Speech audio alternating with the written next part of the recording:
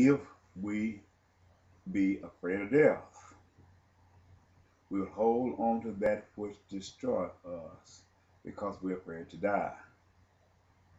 This is another chain of events that will victimize us. Well, that was a word Jesus Christ spoke when he was here speaking to his disciples. He told them, if your right eye offend you, then you pluck it out. It'd be better to go be saved with one eye than to go to hell with the two eyes. If your right hand offend you, then you must cut it off. It'd be better for you to go maimed with one hand than to go with both into hellfire.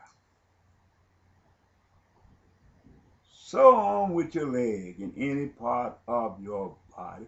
If any part or member of your body offend you, which meaning cause you pain or cause you suffering or take away the godly things from you and let you become a yield to Satan, if any part offend you, you must discard this part and know the truth and die by the truth or with the truth rather than go on with that member of your body. Now, people don't understand the significance of these things. We find this have happened throughout the history of America. We find this have happened to the part in Afghanistan, Iraq, and all over the world. This is what it creates an enemy to ourselves by the way we think and our behavior. We bring a curse upon ourselves by ourselves, and as it come upon us, if you search the history of what Jesus spoke when he spoke this parable in Bible prophecy, had we obeyed his command and departed from that which offended us, we would have been better off as we would be today. We would not kill, we would not stake and steal, we would not deprive people of their rights and birthrights of their heritage. Okay. God blessed Abraham from foundation.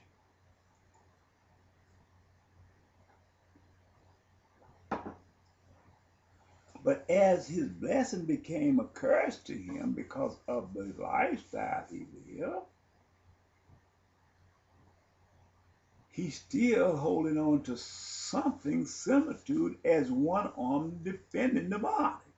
Or eye offending the body. Offending is different. Offending the body. He refused to get rid of that eye. He refused to get rid of that arm, but he wanted to maintain it because he thought it was his integrity to do so. It offended him. But since it's manufactured and created in his own livelihood, in his own habitat, as long as he is there, and he didn't listen to the word of God or didn't know what Jesus Christ was saying, took on other gods and mythical gods, he overlooked the basic thing that caused him his freedom. He looked at the basic thing which caused him his destruction, and because he did not the works of God, these became his offender. They became parasites and leeches and bloodsuckers in the earth, which caused him to see hard times in these later days. I'm saying this here Because I want to bring, next 2011, I'm going to start with the Bible. And I got right now, but I want to show you these things, give you a sense where we are today.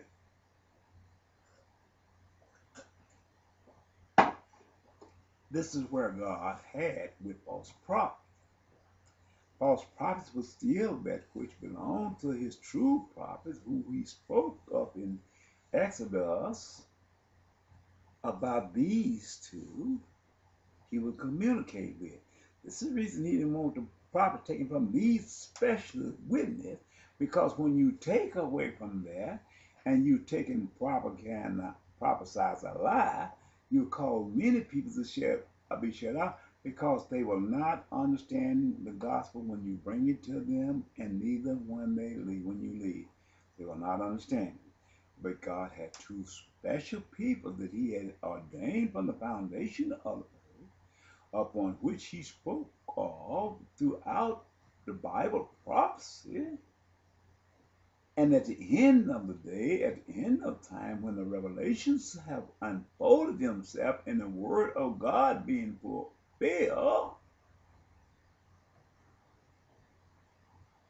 if a false prophet got the word that belonged to these two men, then he gonna prophesy unto you that which he don't know for the price of money.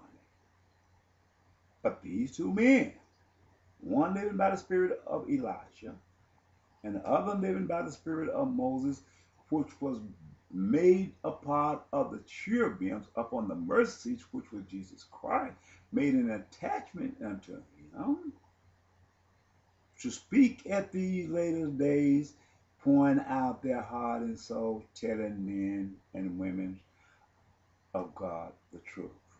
You will miss all this because these peoples in the heat of the battle that God had not sent, they will be just a holler, they will flee in tribulations and in these troubled times. But that's what God sent. They know they're God. They don't have to have no rule over them. They don't have to have nobody protecting them because they know their God. They will refuse even unto the utmost price that he had to pay. He will reject that arm. He will reject that arm. He will reject that eye that offended him. Why did I bring it up this high?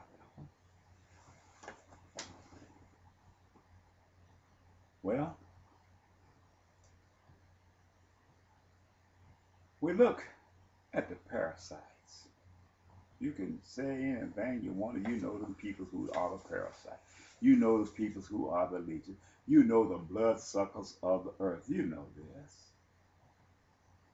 God gave them to you in Revelation chapter 6, where he showed you there was white horse, and they got full of blood because they slayed so many people and changed him to red. The mentality. He showed me myself, as being a born of a black race, a black prophet, placed here in the earth, a watchman over the earth, watching the bloodsuckers and the leeches and the parasites,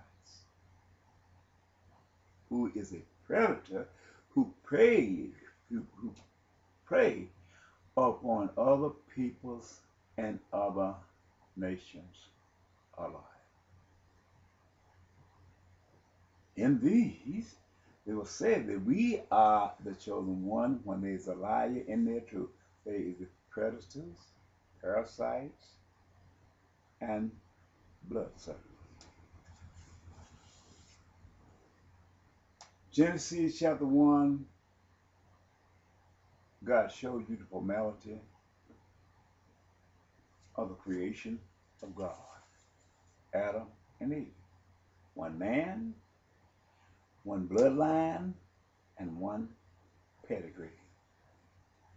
A person who had a high pigment count, who had the ability to migrate any place and upon on this earth and be keepers of this earth. Genesis chapter 6 showed you the parasite and how he came to be a